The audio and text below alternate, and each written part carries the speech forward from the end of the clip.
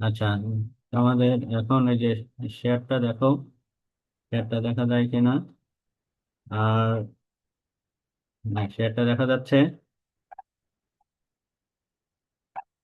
Hello. জি sir. আচ্ছা, আমরা গতদিনে ওই যে মেকানিক্যাল, জি স্যার। হ্যাঁ, এই ইনসুলেটর নিয়ে কথাবার্তা বলতেছিলাম। তো সেখানে আমরা আলোচনা করছি যে এই ধরনের সাসপেনশন টাইপ ইনসুলেটর নিয়ে, যেখানে আমাদের কন্ডাক্টরটা এটা, আর এটা হলো ক্রস আর্মটা, আর এটা হলো টাওয়ারটা। এখন যদি এই টাওয়ারটা আবার গ্রাউন্ডিং করা থাকে, তার মানে টাওয়ারটাকে আমরা গ্রাউন্ড বা জিরো পটেনশিয়াল ধরতে পারি। আর কন্ডাক্টরে এখানে পটেনশিয়াল আছে। তো কন্ডাক্টর থেকে যে ভোল্টেজটা, সেটা উইথ রেসপেক্ট টু গ্রাউন্ড। তো এখন গ্রাউন্ড যদি হয়, তার মানে এই এই পুরাটা, এই ভোল্টেজটা হলো আমার ভি। এখন এটা যদি তিনটা যদি স্ট্রিং থাকে, তাহলে আমাদের এই ভোল্টেজটা তিন ভাগে ভাগ হলো। একটা হলো এখান থেকে এই পর্যন্ত, এটা একটা কন্ডাক্টর, এটা একটা, এটা একটা। তো এখন তাহলে V1 V2 V3, কিন্তু এই তিনটা ভোল্টেজ সমান নয়। এখন এই তিনটা ভোল্টেজ আমরা যদি অ্যাড করি, তাহলে আমরা টোটাল ভোল্টেজটা পাচ্ছি। কিন্তু এখন যেহেতু এখানে তিনটা ভোল্টেজ আছে, মাঝখানে একটা ইনসুলেটর আছে, তার মানে একটা এখানে একটা ক্যাপাসিট্যান্স ফর্ম করবে, এখানে একটা ক্যাপাসিট্যান্স ফর্ম করবে, এখানে একটা ক্যাপাসিট্যান্স ফর্ম করবে। তো আমার বিষয়টা তাহলে দাঁড়াবে, আবার বিষয়টা দাঁড়াবে এই রকম। আচ্ছা, এখন এই তিনটা ভোল্টেজ মিলে যদি এখানকার যে তোমার ফ্ল্যাশ ওভার ভোল্টেজ যেটাকে বলা হয়, ফ্ল্যাশ ওভার মানে ভোল্টেজটা যদি আমি আস্তে আস্তে বাড়াতে থাকি, তাহলে এখানে ইলেকট্রিক ফিল্ডটা বাড়বে। অ্যাট দ্য সেম টাইম আমাদের এই এখানকার যদি ফিল্ড স্ট্রেংথটা এত বেশি বেড়ে যায়, যে এয়ার ইনসুলেশনের যে স্ট্রেংথ, ডাইইলেকট্রিক স্ট্রেংথ, সেটার চেয়ে বেশি হয়ে যায়, তখন এটাকে এই জায়গাটা ফ্ল্যাশ ওভার হয়ে যাবে, অর্থাৎ আয়োনাইজড হয়ে যাবে। তখন এই দিক দিয়ে কারেন্ট ফ্লো করা শুরু করবে, অর্থাৎ একটা শর্ট সার্কিটের মতো হবে। সেটাকে single line to ground fault বলা হয়। তা আমাদের ওই পর্যায়ে যাওয়া যাবে না। তো এখন এখন বিষয় হলো যে এই তিনটা ভোল্টেজ, প্রথমে বললাম যে তিনটা ভোল্টেজ ইকুয়াল নয়, তারা ইকুয়াল নয়। তার ভিতরে সবচেয়ে নিচেরটা, এটা হলো বেশি ভোল্টেজ থাকবে, এটা তারপরে কম, এটা তারপরে। আর এই কম কম বেশিটা কি জন্য হয়? তো সেটা হলো because of capacitance forming here, এবং আরো একটা ক্যাপাসিট্যান্স ফর্ম করবে বিটুইন এই যে তোমার এই মাথা এবং এই টাওয়ার। এখানকার, যেহেতু এখানে একটা ভোল্টেজ আছে, আবার এখানে আমাদের এয়ার ইনসুলেশন, তার মানে এখানে একটা ক্যাপাসিট্যান্স ফর্ম করে, যেটাকে আমরা CN বলতেছি, স্ট্রে ক্যাপাসিট্যান্স। তা এই ভ্যালুটা আমরা যদি বলি যে এটা মানে এই ক্যাপাসিট্যান্সের রেসপেক্টে বা in terms of this capacitance আমরা যদি এক্সপ্রেস করি, তাহলে বললাম যে KC, এটা লেস দেন 1, অর্থাৎ আম, এখানকার যে ক্যাপাসিট্যান্সটা হবে সেটা এটার চেয়ে ছোট হবে। এবং আহ, মানে সেটা আমরা কে দিয়ে এক্সপ্রেস করতেছি, যেটার ভ্যালুটা কেটা হলো লেস দেন 1। এই যে যেখানে বললাম যে এখানে এয়ার ইনসুলেশন আর এখানকার ভোল্টেজ এই মিলে একটা ক্যাপাসিট্যান্স ফর্ম করবে। এখন আমরা এখানে কারেন্ট ভোল্টেজের ইকুয়েশন লিখতে পারি। সেই সেই ইকুয়েশনটা হচ্ছে, আমরা এই কারেন্টটা, প্রত্যেকটা কারেন্ট আমরা কিভাবে পাবো? আমরা এই যে এখানকার যদি আমরা এই দাঁড়াও, আমাদের হুম,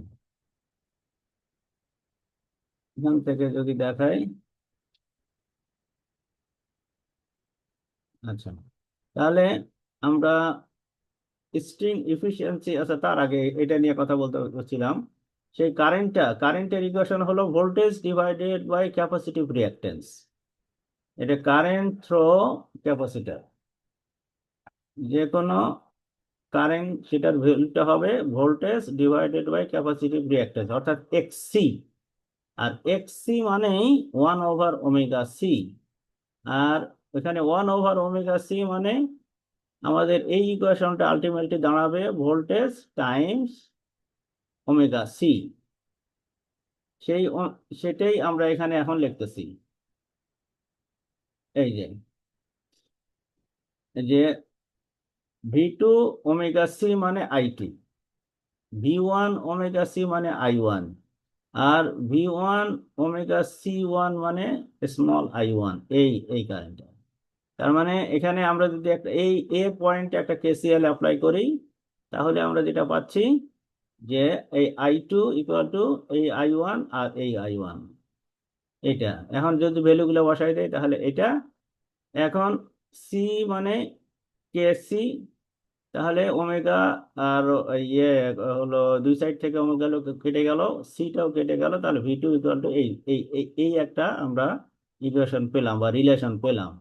সিমিলারলি এখানে যদি আমরা কেসিএল অ্যাপ্লাই করি, সরি এখানে এখানে যদি কেসিএল অ্যাপ্লাই করি, তাহলে এইটা আর এইটা ইকুয়াল টু এই কারেন্টটা, সেখান থেকে আমরা এই ইকুয়েশনটা লিখতে পারি এবং সেখান থেকে এই রিলেশনটা আমরা পেতে পারি।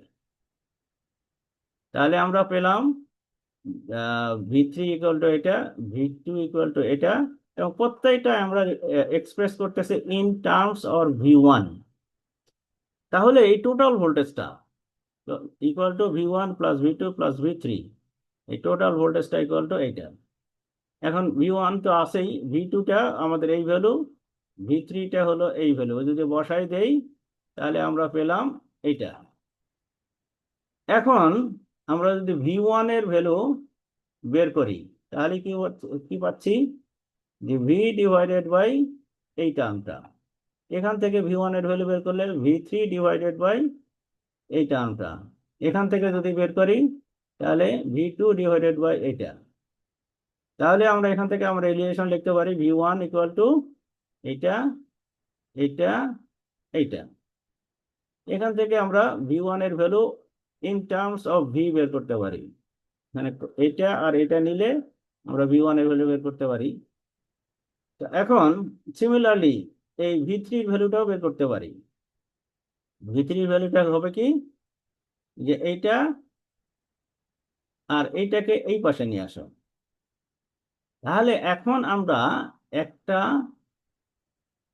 ডেফিনেশনে আসি, যে স্ট্রিং ইফিসিয়েন্সি।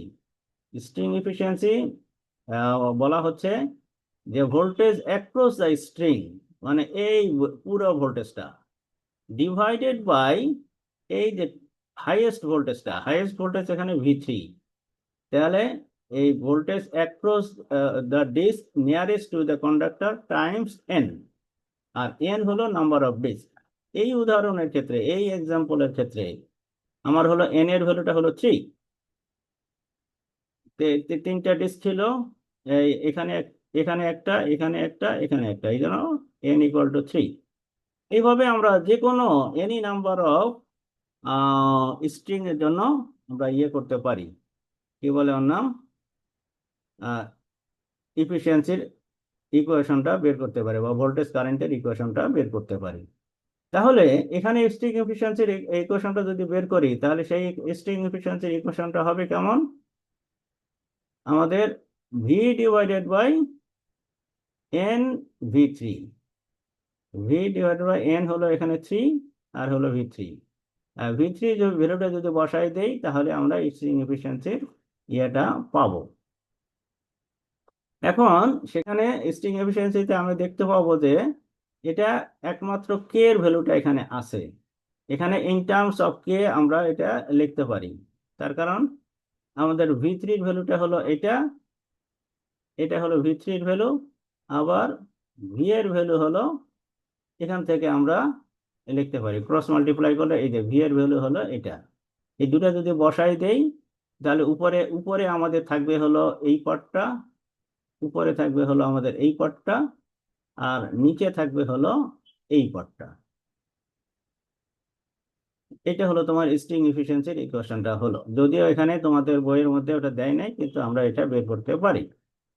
তো সেখানে আমরা দেখতে পাবো যে কে এর ভ্যালু যত কম হবে, তো সেক্ষেত্রে আমাদের ইয়েটা, the greater the value of k, the more non-uniform is the potential across the disk and lesser is the string efficiency. তার মানে k এর ভ্যালু যত বাড়বে আমাদের স্ট্রিং এফিসিয়েন্সি ভ্যালুটা তত কমবে। তো এই জন্য কিন্তু আমাদের দরকার স্ট্রিং এফিসিয়েন্সির ভ্যালু যত বেশি হবে তত ভালো, 100% হলে তত ভালো।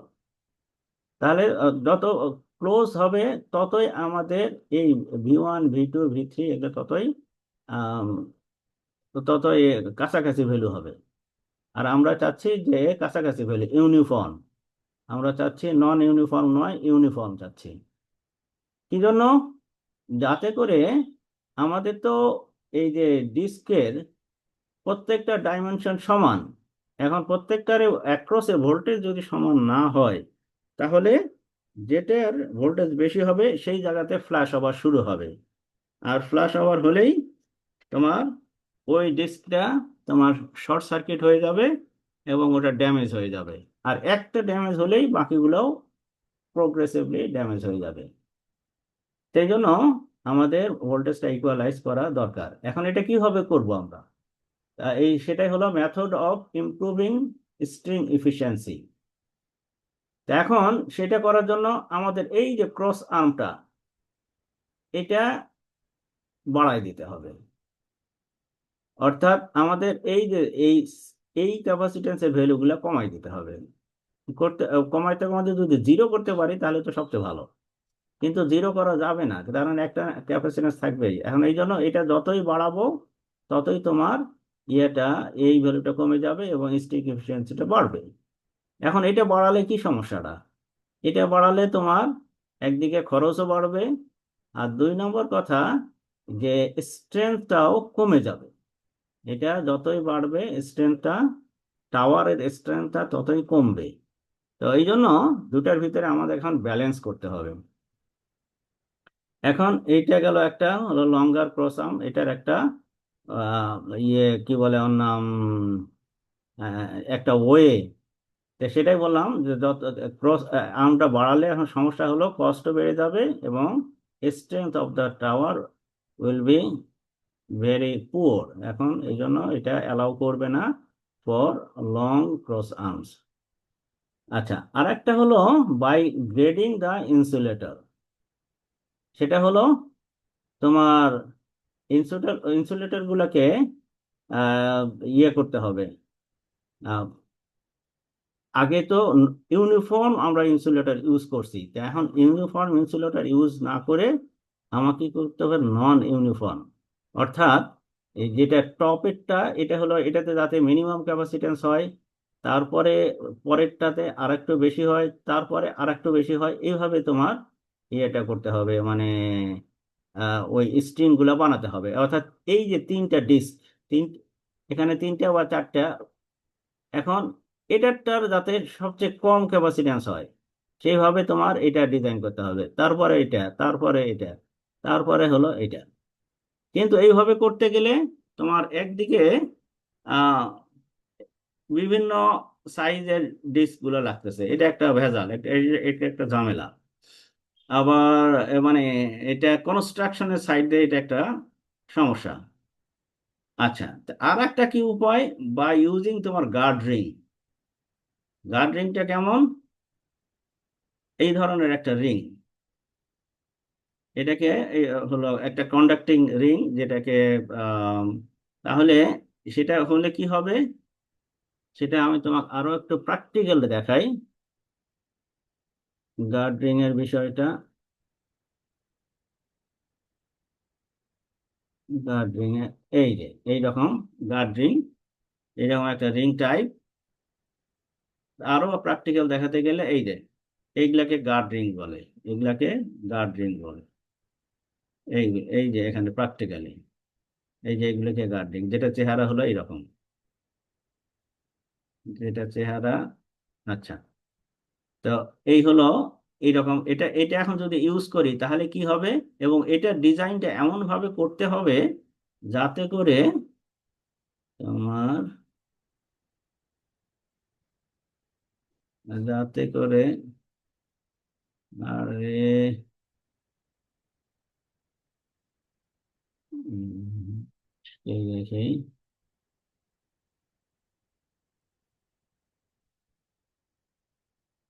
হ্যাঁ, তাহলে এখানে একটা যদি এরকম গার্ড রিং থাকে, একটা মেটালের কিছু থাকে, তাহলে কি হবে যে এখানে একটা ক্যাপাসিটেন্স ফর্ম করবে, এই একটা মেটাল, এবং এটাতে একটা ভোল্টেজ আছে, এবং এখানে একটা এয়ার ইনসুলেশন আছে, এই সাইডে যেমন ক্যাপাসিটেন্স ফর্ম করছে এই সাইডেও একটা ক্যাপাসিটেন্স ফর্ম করবে। এখন এই ক্যাপাসিটেন্সের কারণে এই একটা কারেন্ট ফ্লো হবে, এই ক্যাপাসিটেন্সের কারণে এখানে একটা কারেন্ট ফ্লো হবে। এখন এই এই ক্যাপাসিট্যান্সের ভ্যালুটা এমন ভাবে ডিজাইন করতে হবে যাতে এই কারেন্ট আর এই কারেন্ট সমান হয়, ব্যালেন্স হয়। সিমিলারলি এই কারেন্ট আর এই কারেন্ট ব্যালেন্স হয়। তাহলে কি হবে, প্রত্যেকটা নোডে যখন আমি ইকুয়েশন লিখবো, তখন এই দুটা মাইনাস ক্যান্সেল আউট হয়ে যাবে, থাকবে শুধুমাত্র এটা। সিমিলারলি এটাতে এই দুটা ক্যান্সেল আউট হয়ে যাবে, থাকবে এটা। তাহলে আমরা আইডিয়াল কেসেরটা পেলাম, যে আইডিয়াল কেসে আমাদের একটা কারেন্টেই হওয়া উচিত ছিল, সেটাই আমাদের হচ্ছে। তো এইভাবে তোমাদের ইয়েটা ব্যালেন্স করা হয়, ভোল্টেজটা প্রত্যেকটা স্ট্রিং এর অ্যাক্রসে ব্যালেন্স করা হয়। এর ভিতরে কারো কোনো প্রশ্ন, কোশ্চেন আছে? বলো। এই যে এগুলা কিন্তু তোমাদের পরীক্ষায় থাকবে কোশ্চেন গুলা, যে কিভাবে স্ট্রিং এফিসিয়েন্সি বের করতেছি, কিভাবে এটা ইমপ্রুভ করা যায়, আহ, সেগুলি। আচ্ছা, তো এখন আমরা আসি এই যে প্রবলেম সলভিং এর জন্য কিছু প্রবলেম আমরা সলভ করব এই স্ট্রিং ইফিসিয়েন্সি রিলেটেড। তা ওখানে আমরা স্ট্রিং ইফিসিয়েন্সির ভিতরে আমরা দেখলাম যে ইফিসিয়েন্সিটা ওখানে আমাদের কে এর একটা টার্ম থাকতেছে, দুটা ভোল্টেজ থাকতেছে, একটা ভি আর একটা হলো V3। আবার V1টাকেও আমরা কে এর রেসপেক্টে এক্সপ্রেস করতে পারি, V2 কে এক্সপ্রেস করতে পারি, V3 কেও এক্সপ্রেস করতে পারি। তো এখন এখন আমাদের এখানে এই যে প্রবলেম সলভ করার সময় আমাদের একটা সব সময় মনে রাখতে হবে যে while solving problem related to string efficiency following points must be kept in mind। সেটা কি, যে maximum voltage across the disk is nearest to the conductor, অর্থাৎ এই যে এখানে হলো সবচেয়ে বেশি ভোল্টেজ হবে, নিয়ারেস্ট টু দ্য, এখানে কন্ডাক্টরটা এখানে, আর এখানে একটা ডিস্ক আছে, এই এই ডিস্কের অ্যাক্রসে যে ভোল্টেজটা সেটাই হলো সবচেয়ে বেশি হবে, তারপরে এটা একটু কম, তারপরে এটা হলো সবচেয়ে কম। আর voltage across the string is equal to phase voltage. তার কারণ আমাদের এই সাইডটা যদি গ্রাউন্ড হয়, তাহলে এর এর অ্যাক্রসে যে ভোল্টেজ হয় সেটা আসলে আমাদের ফেজ ভোল্টেজের রেসপেক্টে ইউজ করতে, এই জন্য voltage across the string is equal to phase voltage, এটা মনে রাখবে। আর লাইন ভোল্টেজটা যেহেতু থ্রি ফেজ সিস্টেমের জন্য, ট্রান্সমিশন লাইনটা অলওয়েজ আমাদের থ্রি ফেজেই হয়, সেটা হলো square root of voltage across the string. এই এই কটা জিনিস মনে রাখলেই তোমাদের প্রবলেমগুলো সলভ করতে ইজি হবে। তার ভিতরে একটা সবচেয়ে ইজিটা দিয়ে শুরু করি, সেটা হলো এখানে বলতেছে যে 33 kV overhead line, in a 33 kV overhead line there are 3 unit of string insulator। তিনটা, এখানে একটা আছে, এখানে একটা আছে, এখানে একটা আছে, যেটা আমাদের এক্সাম্পল দিয়ে শুরু করছিলাম আমাদের থিওরিতে। If the capacitance between is insulator pin and the earth is 11% of the self capacitance, self capacitance এই যে এটা, আর এইটা হলো তোমাদের মিউচুয়াল ক্যাপাসিটেন্স। এখন মিউচুয়াল ক্যাপাসিটেন্সটা বলতেছে যে 11% অফ দ্য সেলফ ক্যাপাসিটেন্স, অর্থাৎ এটার ভ্যালুটা, এটার যা ভ্যালু তার 11%। তো find the distribution of voltage over three insulator, অর্থাৎ তুমি এই V1 এর ভ্যালুটা বের করো, V2 এর ভ্যালুটা বের করো, V3 এর ভ্যালুটা বের করো। এটা প্রথম কোশ্চেন। আর দ্বিতীয় কোশ্চেন হলো স্ট্রিং ইফিসিয়েন্সি। প্রশ্নটা বোঝা গেছে? আচ্ছা, তো জি স্যার। হ্যাঁ, হ্যাঁ অ্যাটেনশন দাও, হলো তাহলেই বুঝতে পারবে। আর দুটো তিনটা এক্সাম্পল সলভ করলেই তোমার এটা বুঝতে বুঝতে পারবে। তাহলে এখানে আমি যেটা বলতেছি যে 11% এই ভ্যালুটা হচ্ছে আমার এই এই ক্যাপাসিট্যান্স ডিভাইডেড বাই এই ক্যাপাসিট্যান্স, এই রেশিওটাই হলো 11%। সেটাই হলো যে shunt capacitance divide by self capacitance, এটাই হলো 11% মানে এটা। তার মানে কে এর ভ্যালুটাই হলো এটা। তাহলে আমার কে এর ভ্যালু জানা আছে, তারপরে টোটাল ভোল্টেজটা জানা আছে। তাহলে ভোল্টেজ অ্যাক্রস দ্য স্ট্রিং, এই যে এই ভোল্টেজটা, এটা আমার ফেজ ভোল্টেজ যদি আমি বের করি, যেহেতু আমি একটা লাইন আর গ্রাউন্ড, তার মানে এটা আমার ফেজ ভোল্টেজ, সেটাই হলো 33 কে √3 তে ভাগ দিলাম এটা। তাহলে আমার V1 এই ভিটা জানা, আমার কেটা জানা। এখন তোমাকে V1 বের করতে হবে, V2 বের করতে হবে, V3 বের করতে হবে। তা আমরা রিলেশন থেকে আমরা জানি যে V2 ইকুয়াল টু, আমরা তুমি কারেন্টের KCL অ্যাপ্লাই করেও করতে পারো। আর যদি তোমার রিলেশনটা আগে থেকেই জানা থাকে যে এই V2 equal to 1 + K V1, 1 + K V1, এই তোমার যদি এই রিলেশনটা জানা থাকে সেটা বসাই দিবে। আর না জানা থাকলে তুমি এই যে বেসিক রিলেশন এখান থেকে আসো। তাহলে কে এর ভ্যালু জানা আছে, আর কি জানা আছে আমাদের, টোটাল ভোল্টেজটা। তো অতএব এখনো আমরা রেজাল্টটা সরাসরি পাবো না। তারপরে এইভাবে V3 ইকুয়াল টু, আমরা এই রিলেশনটা সেটা আসতেছে এই এই এই KCL থেকে। তাহলে ওখানে যদি কে এর ভ্যালুটা বসাই দেই, তাহলে আমাদের V3 ইকুয়াল টু এটা পেলাম। তাহলে এখন আমরা এই যে মূল ইকুয়েশনে যাচ্ছি, V equal to V1 + V2 + V3। এখন এখানে যদি বসাই দেই, তাহলে আমার এই রিলেশন, ওখান থেকে V1 এর ভ্যালুটা বের হলো।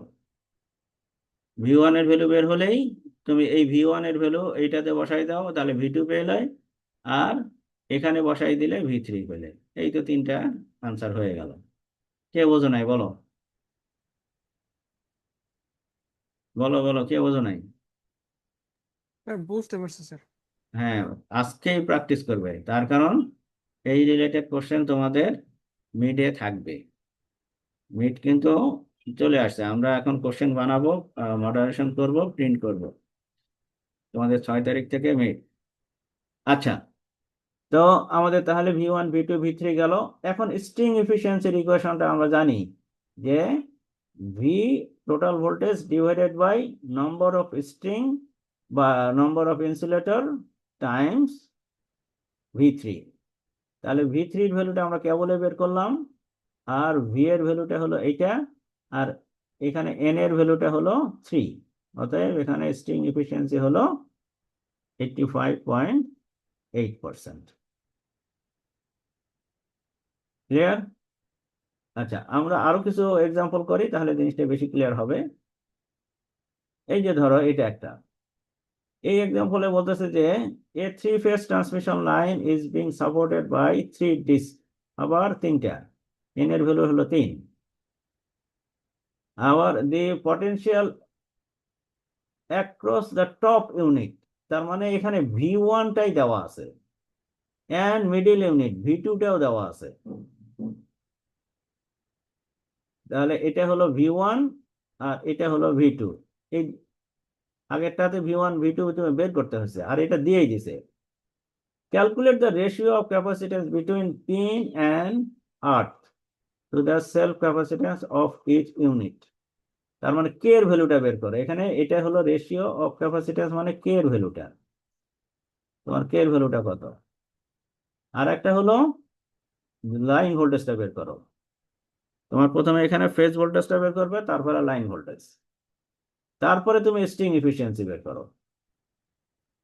তাহলে আমাদের আবার বেসিক ইয়ার থেকে যাই, যে বললাম যে V1 এর ভ্যালুটা হলো এইটা, আর V2 এর ভ্যালুটা এটা, এটা তোমার দেওয়া আছে। তাহলে V1 এবং V2 রিলেশনটা হলো এইটা, ওখান থেকে আমি ইজিলি কে এর ভ্যালুটা বের করতে পারি। সেই কে এর ভ্যালুটা হলো এইটা। তো এখন তোমাকে বের করতে হবে 2 নম্বরটা হলো যে লাইন ভোল্টেজ। লাইন ভোল্টেজ হলো তোমার V1 + V2 + V3। তাহলে V3 ইকুয়েশনটা আগে বসাও তুমি। ওখানে V3, আর এই যে voltage between line and phase voltage প্রথমে বের করো, যোগ করে এটা তার সাথে স্কোয়ার রুট অফ 3 দিয়ে মাল্টিপ্লাই করে লাইন ভোল্টেজ বের করলাম। ক্লিয়ার? আচ্ছা, আজকেই তোমরা ইয়ে নিয়ে বসো, কি বলে ওর নাম, খাতা কলম নিয়ে বসো, তাহলে জিনিসটা ইজি হবে। আর স্ট্রিং এফিসিয়েন্সি কি জিনিস, যে ভি ডিভাইডেড বাই এই যে এই ভি, এই ভোল্টেজটা divided by N times V3। এখানে এন হলো তোমার 3, আর V3 ভ্যালুটা হলো এটা, আর এটা হলো তোমার ভি এর ভ্যালু, বসাই দাও, এটা হলো তোমার স্ট্রিং এফিসিয়েন্সি। তার মানে এই যে কে এর ভ্যালু যত বাড়বে স্ট্রিং এফিসিয়েন্সির ভ্যালু তত কমবে, এই জন্য কে এর ভ্যালুটা যত ছোট হবে ততই ভালো। আচ্ছা, আর একটা আমরা এক্সাম্পল দেখি এবারে, যে each line of a 3 phase system is suspended by 3 insulator. আবার 3টা, তার কারণ বেশি ইনসুলেটর হলে যদিও তোমার ভোল্টেজ যত বাড়বে নাম্বার অফ ইনসুলেটর তত বাড়বে, আর তোমার এই যে কেসিএল অ্যাপ্লাই করে তোমার ইকুয়েশনটা ততই হলো নোডের সংখ্যাও বাড়বে, যত স্ট্রিং এর সংখ্যা বাড়বে ততই নোডের সংখ্যা বাড়বে, ততই তোমার ইকুয়েশনটাও আস্তে আস্তে আস্তে আস্তে তোমার একটু মানে কমপ্লেক্সিটিটাও বাড়বে আর কি, আর কিছু না। আচ্ছা, এই জন্য তোমাদের হ্যান্ড ক্যালকুলেশনের জন্য বা ইজি ক্যালকুলেশনের জন্য 3টা স্ট্রিং পর্যন্ত কনসিডার করতেছে। আচ্ছা, এখানে বলতেছে যে if the voltage across the line unit is this, তার মানে এটা V3, calculate the line to neutral voltage. এই জন্য বললাম যে V3টা হলো এটা। আচ্ছা, আবার কি বলতেছে, অ্যাসুম the shunt capacitance between each insulator and the earth is 1/8 of the capacitance of the insulator itself। তার মানে কে এর ভ্যালুটা হলো 1/8, এই জন্য কে এর ভ্যালুটা হলো 1/8। Also find the string efficiency, তার মানে এখানে তোমাকে বের করতে হবে যে calculate line to neutral voltage, তার মানে ভি এর ভ্যালুটা বের করতে হবে, এই ভি এর ভ্যালুটা, এটাই তোমার প্রশ্ন এইটা। তাহলে এটা বের করতে গেলে তোমার V1 বের করতে হবে, V2 বের করতে হবে, V3, আর V3 তো দেওয়াই আছে। তাহলে V2 রিলেশনটা হলো এটা V1 এর সাথে, আর V3 এর সাথে হলো V1 এর রিলেশন এটা। আচ্ছা, ওখান থেকে আমরা V1টা ক্যালকুলেট করব, তারপরে এই V1 এর ভ্যালুটা এটাতে বসাই দিলে V2 পাবো, আবার এই V1 plus V2 plus V3 যোগ করলে V পাবো।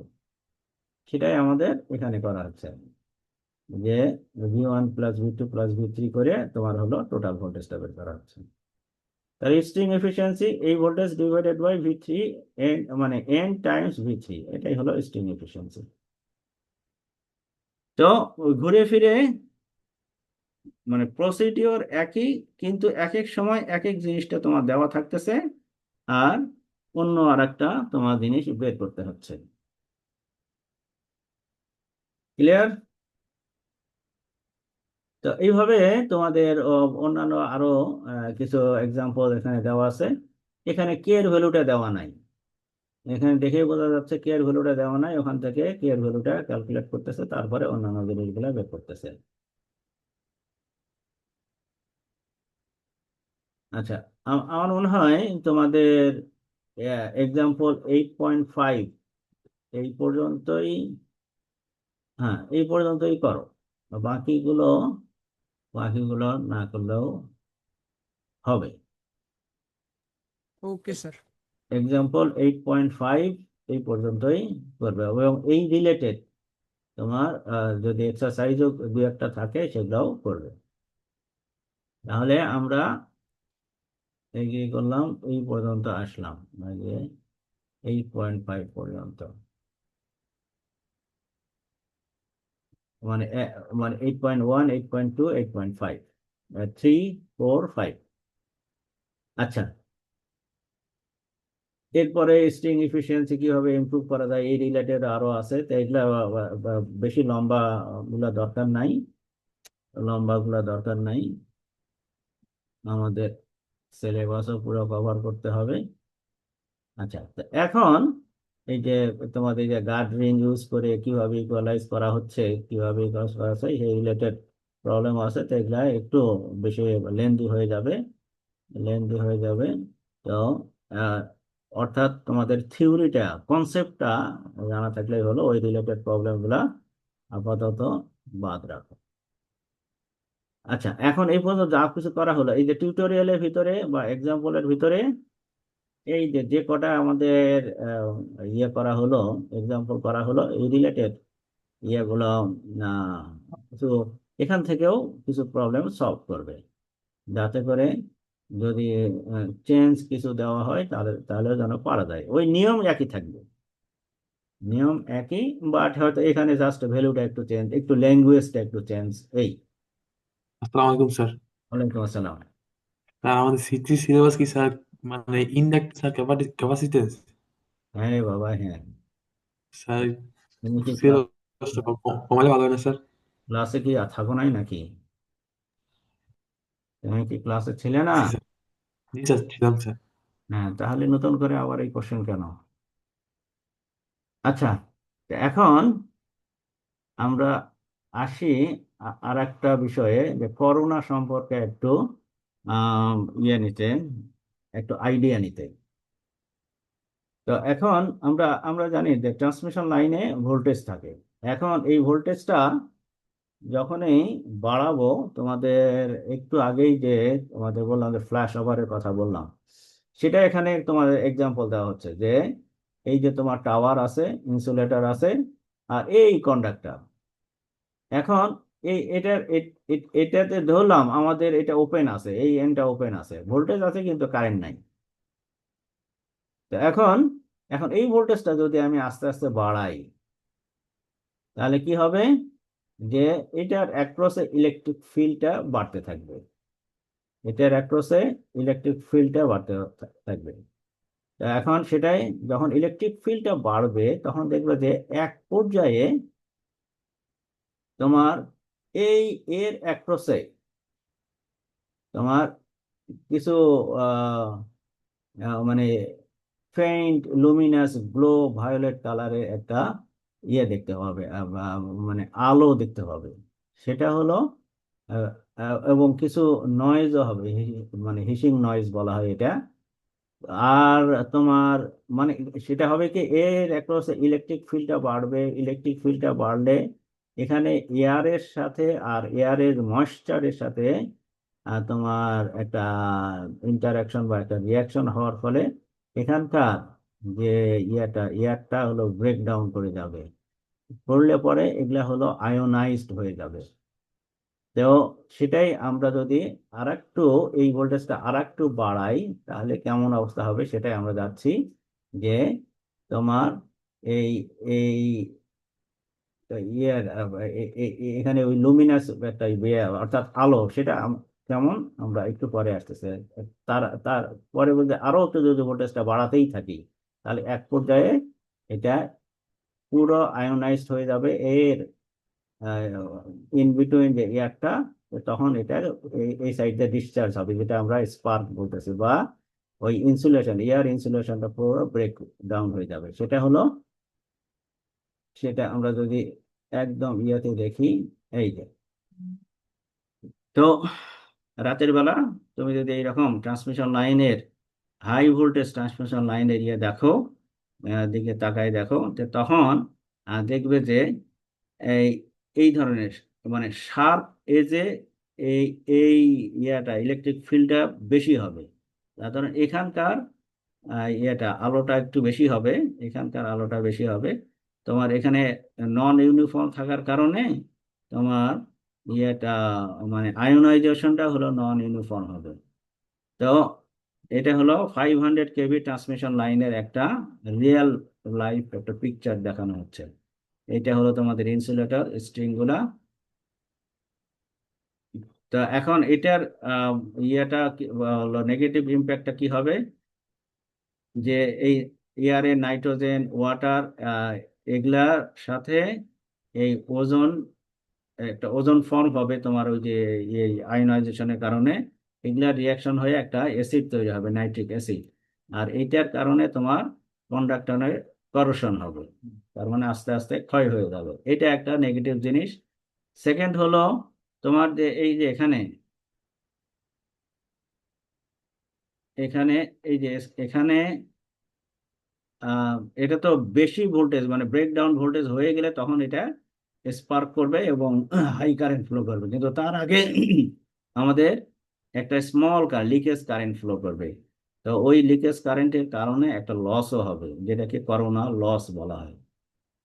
আচ্ছা, তো এখন এই জন্য তোমাদের করোনার ডেফিনেশনে বলা হচ্ছে, আচ্ছা, আবার ওই যে স্পার্কিং এর কারণে আহ, যে কারেন্টটা ফ্লো হবে সেই কারেন্টটা হলো তোমার নন সাইনোসয়েডিয়াল, এই ধরনের নন সাইনোসয়েডিয়াল কারেন্ট। আর এটার কারণে তোমার যে ভোল্টেজটা, যেটা আমাদের অরিজিনালি ইয়ে ছিল, সাইনোসয়েডিয়াল ছিল, সেই ভোল্টেজের শেপও তোমাদের ইয়ে হয়ে যাবে বা ডিস্টর্টেড হয়ে যাবে।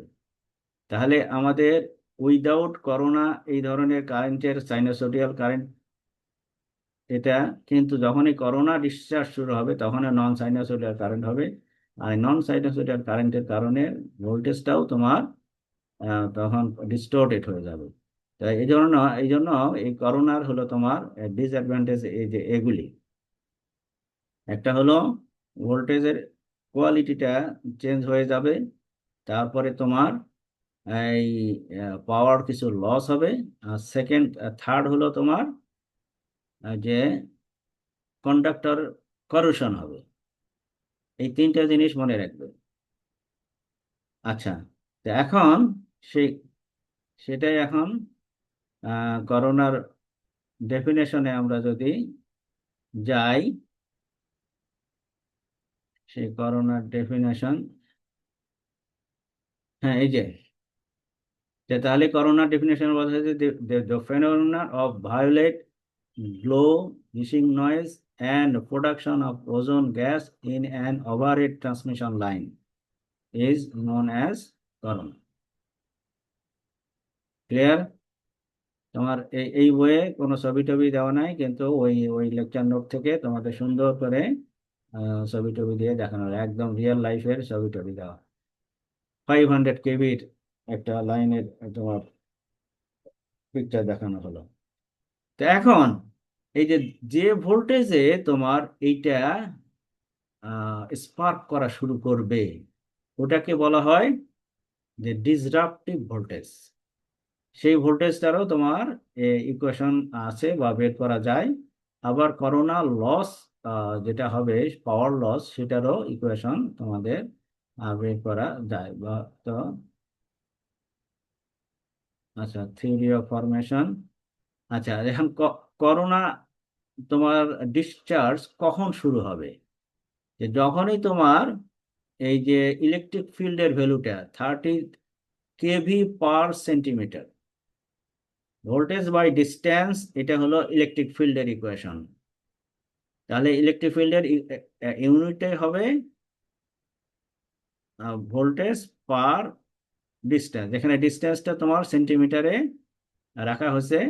তার মানে 30 kV/সেন্টিমিটার, এই অ্যামাউন্ট অফ যদি হয় ভোল্টেজ হয়, এবং এটা তোমার আইডিয়াল কেসে। এখন যদি ময়েশ্চার বেশি থাকে তাহলে এর চেয়ে কম ভোল্টেজেই তোমার করোনা ডিসচার্জ শুরু হবে।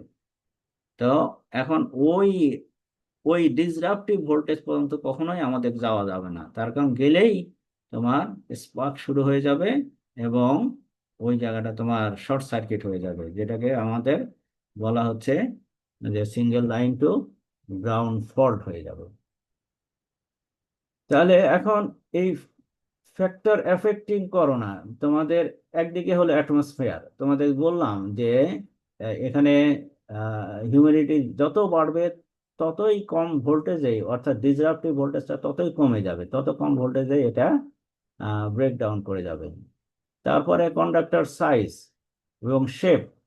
যে এখন বললাম যে তোমাদের এই যেখানে যেখানে নন ইউনিফর্মিটি আছে, যেখানে যেখানে শার্প এজ আছে, তো সেখানেই তোমার তোমার ইলেকট্রিক ফিল্ডের ভ্যালুটা বেশি হবে এবং সেখানেই তোমার এই যে মানে করোনার যে ফেনোমেনাটা, যে লুমিনাস, যে তোমার ভায়োলেট একটা লাইট, হিসিং নয়েজ, তারপরে ডিসচার্জটা ওখানেই বেশি হবে, মানে মোট কথা ওখানেই করোনা ফর্মেশনটা বেশি হবে।